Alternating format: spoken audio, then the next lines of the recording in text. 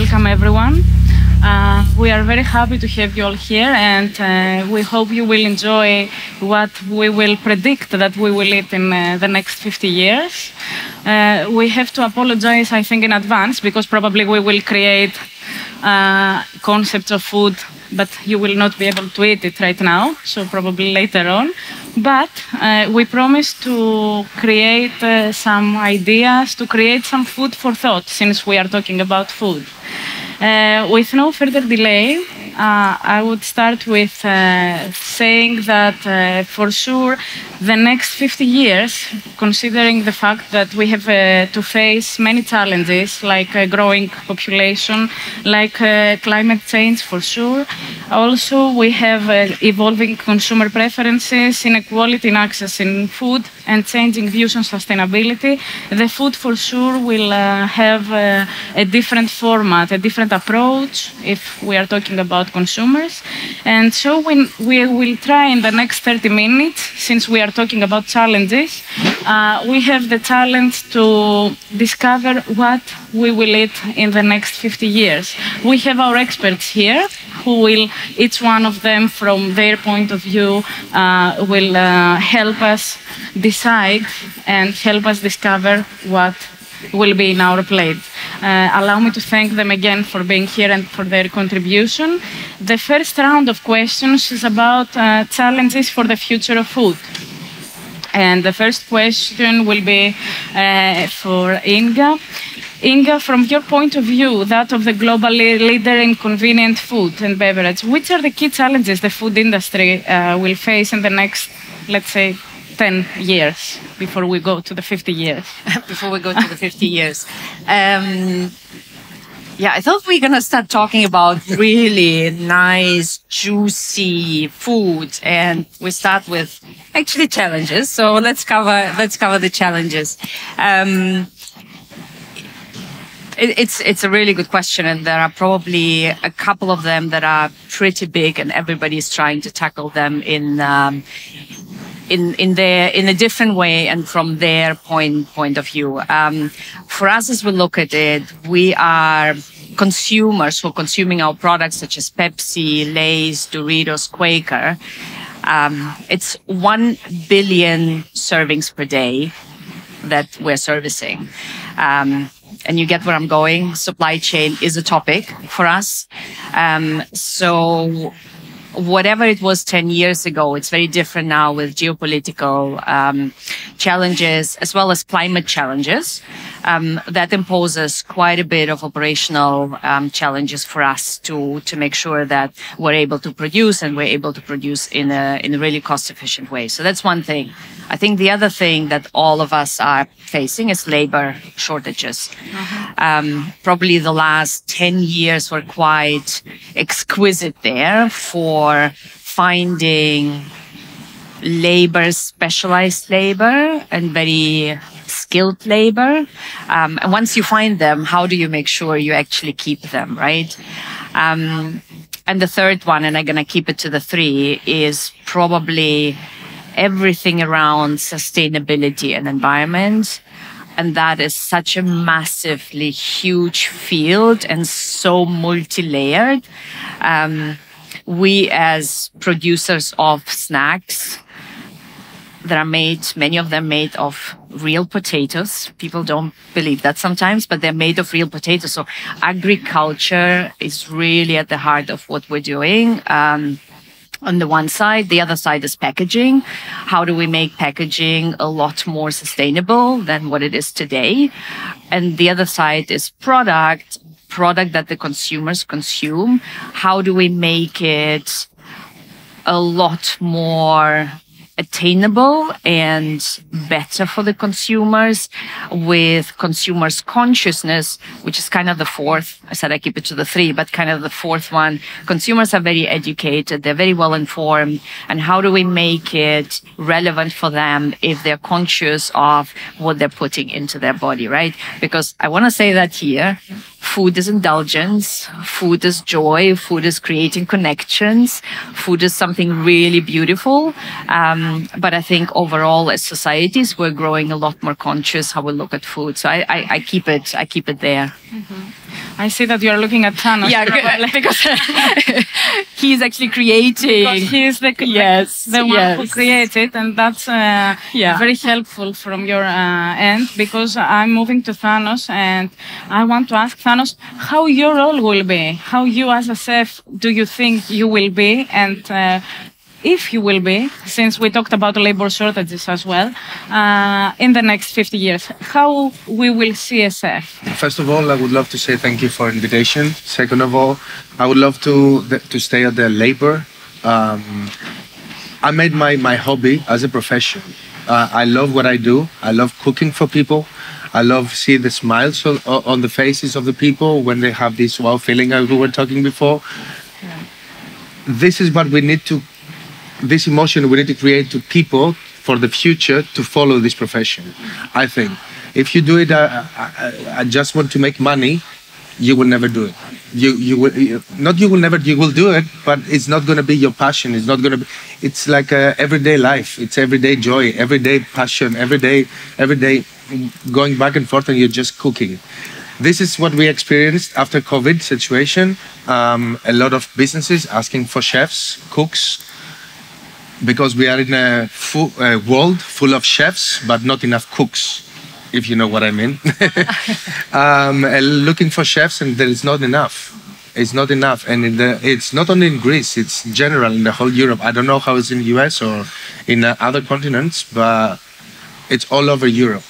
Not only the high-end restaurants, they should have cooks and chefs to cook for the guests, but also like a street food. Why not? Or like a comfort food. This is something that, except the sustainable aspect, which is a huge thing that we need to discuss, because it's a little bit more than a trend, rather than a way of living that it should be. This is the main problem for us and the main concern for us for the future. If we're going to have enough hands, or we're going to use AI to cook our food, which is not the most unique thing that we can do. After all, even the profession of chef is also a matter of sustainability. Definitely. In a sense. We are lucky to be awarded for that, because me and my partner, that we are together at a restaurant that we are running at. We used to live in Scandinavia, which is a huge, how can I say, supporters of sustainable aspect. So therefore, I mean, it has to be a part of our life, not just do something, but do everything to secure our future. And actually, the restaurant that you are now is awarded for the sustainability. Yes, we are awarded with 2 Michelin stars, and the Green Star, which is a sustainable star. And I think it was the first time that a restaurant in Greece was awarded. In 11 months. Yes, in 11 months. Yeah, that is impressive. Let's see the point of view of Professor Boskou in terms of the challenges and the future of food, because Inga mentioned something about agriculture, and I think you can help us in this dimension and help us explore. Professor. Certainly. Well, until now we're discussing about healthy nutrition, healthy food. This is the past, maybe a little bit of the present. The future is sustainable nutrition, sustainable food, sustainable food systems. And there are 3 sets of drives for that. Food for better environment, food for better economy, and food for better society. So actually it is nutrition for the health of the planet. We have to live in a planet that is more healthy. Who is going to be steering these drives? According to me, it's the retail market and the food service market, supermarkets and restaurants. Okay? That actually these are the market sectors that define the availability. And because they define the availability, the consumer demands are adapted to the availability. Normally we would expect the opposite. The demands to create availability. But the supermarkets and the restaurants are those that bring the food to the consumer. Yes. They bring the availability, they bring the food. and the consumer adapts to the availability. If the supermarkets and the restaurants want to steer these drives, food for better economy, food for better society, and food for better environment, that will be our future. So in a sense, you mean that, for example, restaurants and supermarkets are in, let's say, in the position to train, to educate the consumer, to guide them through to what they should need, to tell them what they need. Yes, exactly. Exactly. There are services. In the supermarkets, they sell products, but actually they are selling services. Okay. A lot of supermarket chains have already a social responsibility action, and this social responsibility is environment, society, and economy. Restaurants, of course, that respect themselves as restaurants, and chefs that respect themselves, they also want to shift to sustainability. Okay? And they do shift. Okay? Of course, it's not something that will happen within 1-2 years. Okay? In 50 years? In 50 years, maybe we'll have different challenges to meet. Such as? Do you have an idea? Or do you see something? Do you feel something? I think artificial food would be... AI food, yeah, would be more intense in 50 years. But until now, the technology is advanced, but it will not advance so much. Let's move to the supplier to tell us maybe how they sense that this will formulate in the future, and what we as consumers could expect from a supplier like your brand. Yeah, let's talk food. Yes. Yeah, let's talk a bit food. Let's set the table. And I totally agree. Availability creates demand.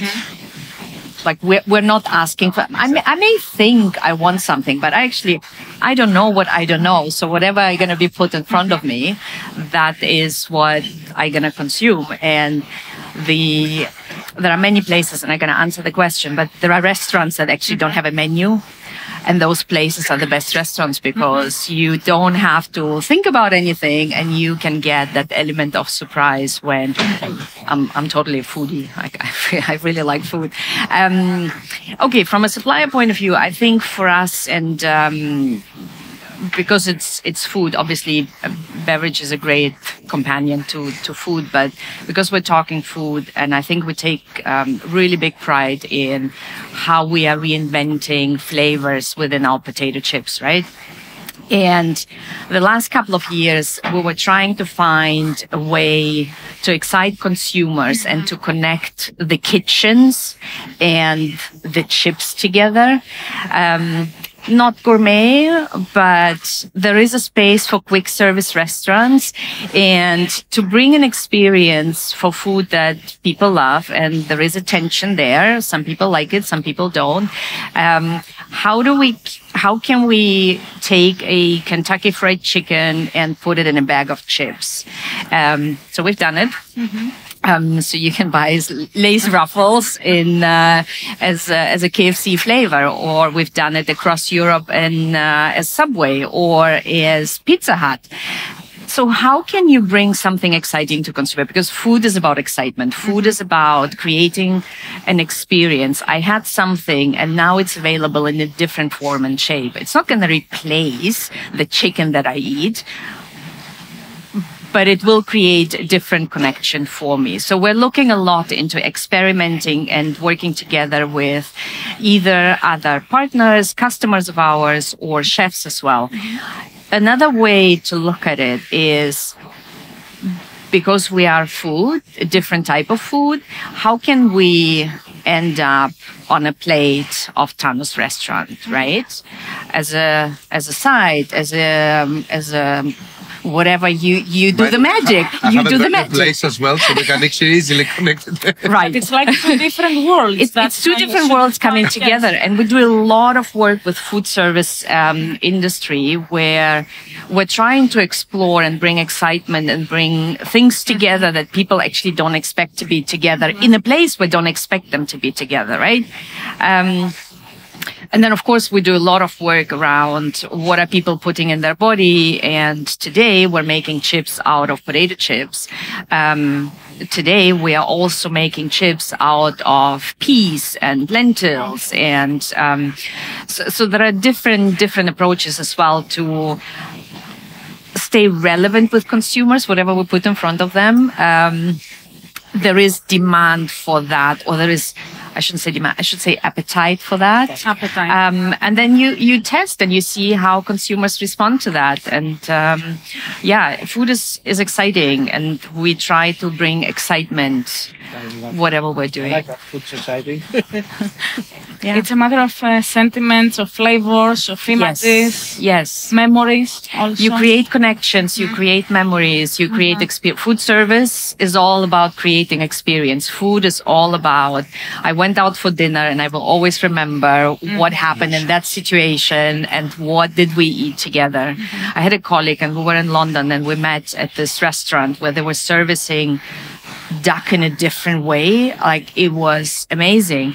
And when we made the reservation, the restaurant asked if it's a special occasion, and it's a colleague, and I said, that's our anniversary. It was not, but it was a very awkward moment when we came there. So they created this whole experience when it's your anniversary, and we still talk about it. The food was amazing. The experience was amazing. And we had an anniversary without having an anniversary. Food is amazing. I think that this is something that is a growing trend, and maybe Thanos can confirm that or not, that nowadays chefs and restaurants and generally people in the food industry and in the tourism industry as well, because gastronomy and tourism are related, are talking about how we create experiences and not how we create products. Yes. It's all about we combine, let's say, the element of food with the element of service. It's how we provide services to people and how we make them feel. And since we're talking about experience, but for products as well, Thanos. So what we will see in your restaurant in the next, whichever restaurant, whichever type, whichever world, to incorporate in your restaurant, or what you will stop using, what we will not see in your restaurant? First of all, I would love to say that for me, when I'm sitting down at the table and having food with some other people, it's an experience. It creates emotions. It's what I love to do every day. Lunch, dinner, breakfast, no matter what. I used to live in Denmark. I would not say about the supermarkets. The supermarkets was educating people. I used to live in Copenhagen for 10 years. When I arrived over there, I was looking for the cheaper product that I could buy. When I left over there, I was looking for the most organic or biodynamic product that I could buy, which is, it took me 6 years to get into the organic biodynamic world of living and world of harvesting, world of planting, world of eating. It's a completely different thing. Plus, on the sustainable aspect, they were giving people what we need, freedom, which is money. You're collecting bottles from festivals, from parties, from the street, and you go give it to them and they give you money so you can buy food. So it's educating a lot. For my personal experience, educated me and the people I used to live with. In the future, in my restaurant, I don't know. The thing is that things that I don't want to use, I know them for sure. Things that, like, for example, foie gras, I don't like the way it's getting produced. I don't like how the ducks are getting treated. I don't like how the gooses are getting treated.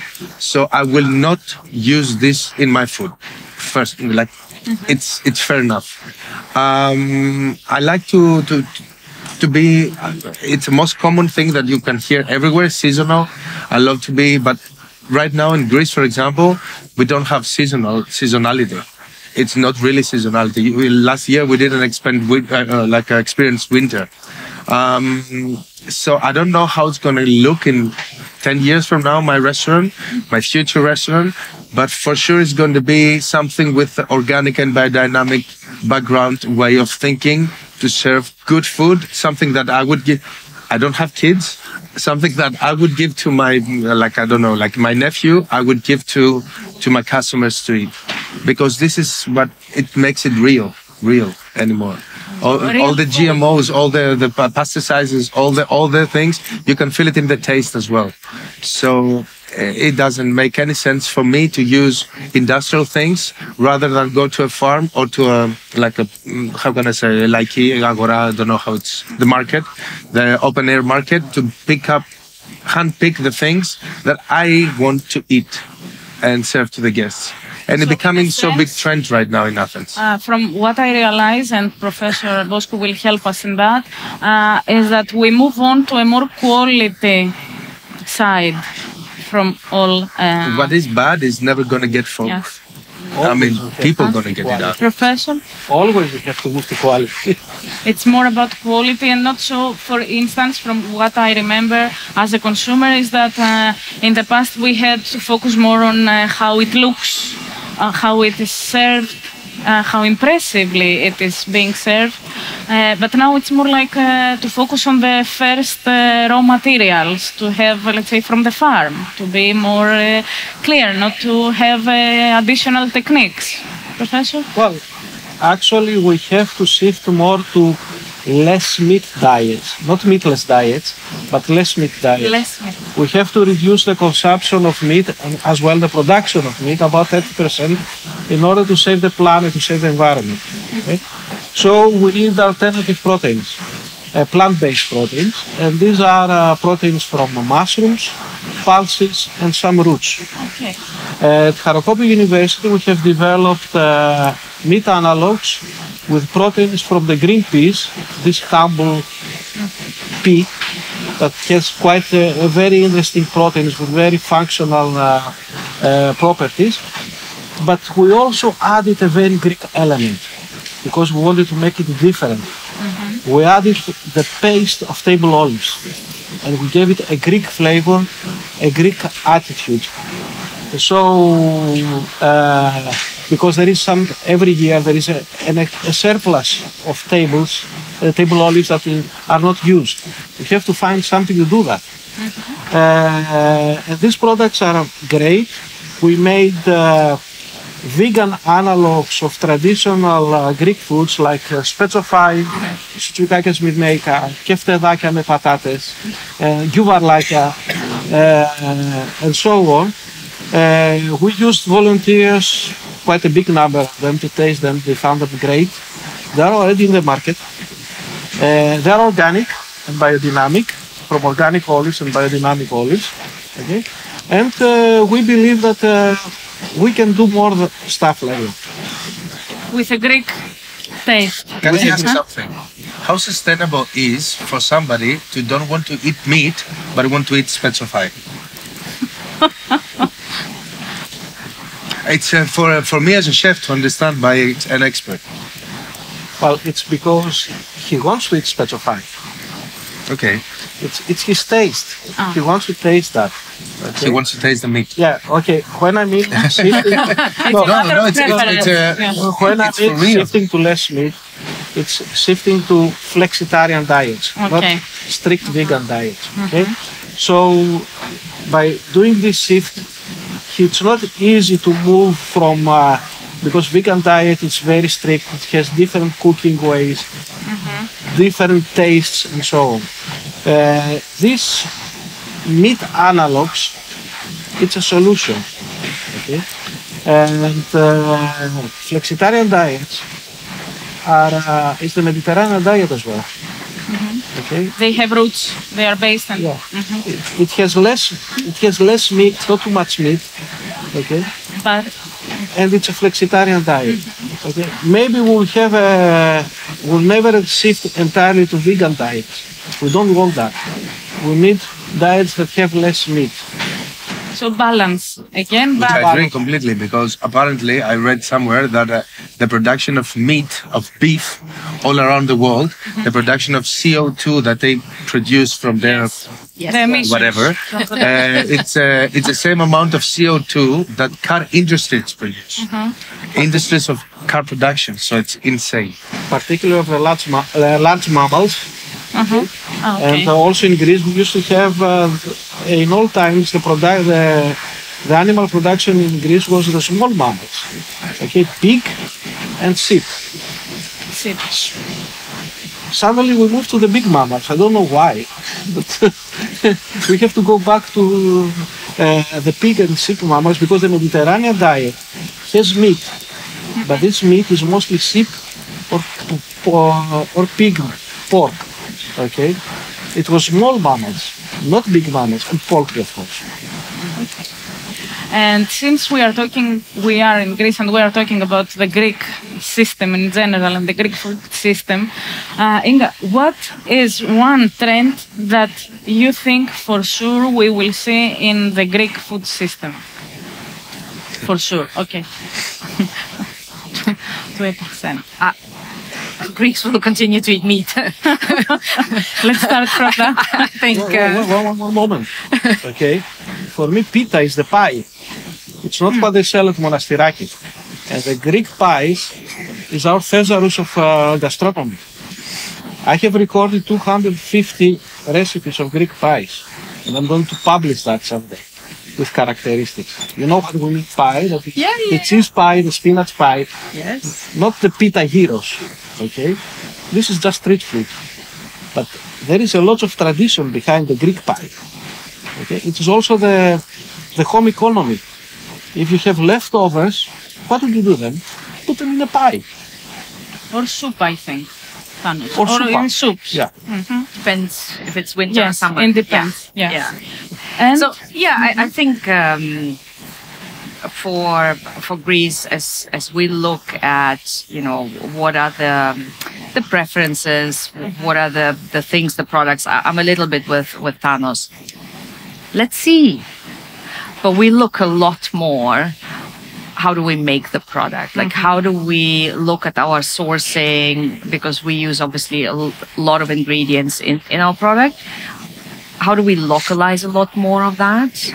Because, if you are as big as we are and globally operated, we drive economies of scale through all kinds of things. But how can we source more responsibly? Because creating food, consuming food, with that comes responsibility. And we know that the cows releasing their things in the air is not great. Equally, transporting things around is not helping either, right? So we're trying to do a couple of things. A, source responsibly and localize a lot more.